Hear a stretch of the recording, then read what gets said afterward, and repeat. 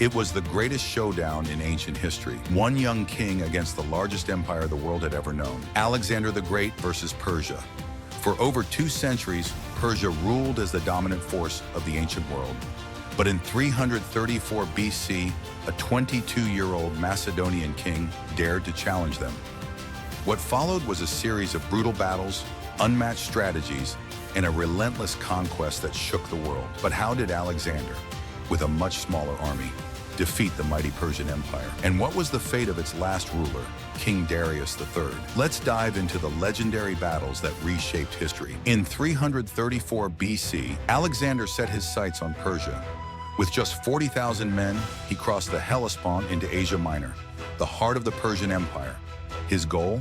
To avenge Greece and fulfill his father Philip's dream, to crush Persia once and for all. But waiting for him was King Darius III, ruler of the Persian Empire. His armies numbered in the hundreds of thousands, equipped with cavalry, war elephants, and elite warriors. On paper, Alexander had no chance. But what he had was tactical brilliance and an army trained for one purpose: conquest. The first test came at the Battle of Granicus.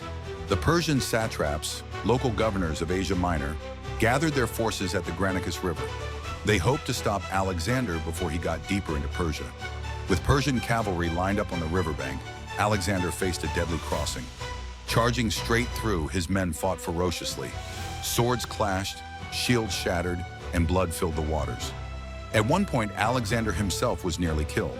A Persian noble swung his axe at his head, but his trusted general Cleitus the Black saved him at the last second, killing the attacker. By nightfall, the Persian army was crushed. The road to the Persian heartland was open, and Alexander wasted no time. But Darius III was waiting. A year later, in 333 BC, Darius III himself took command.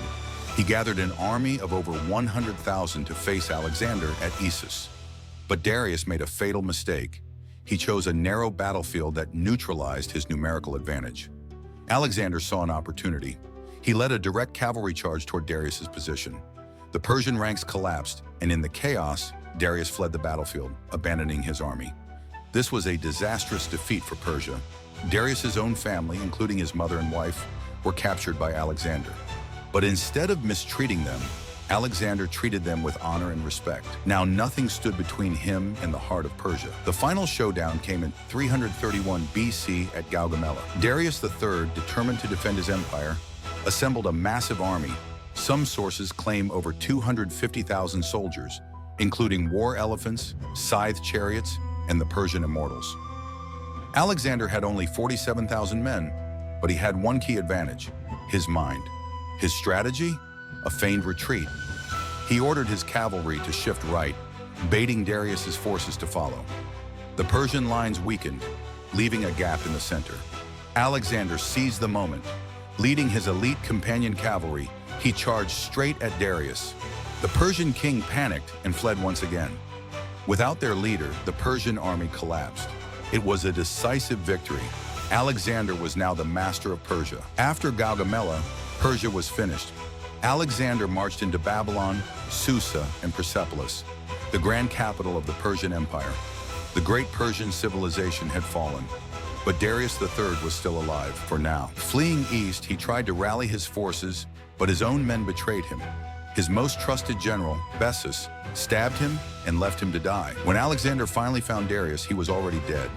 The last king of Persia, a mighty empire that had ruled for centuries, had met his tragic end.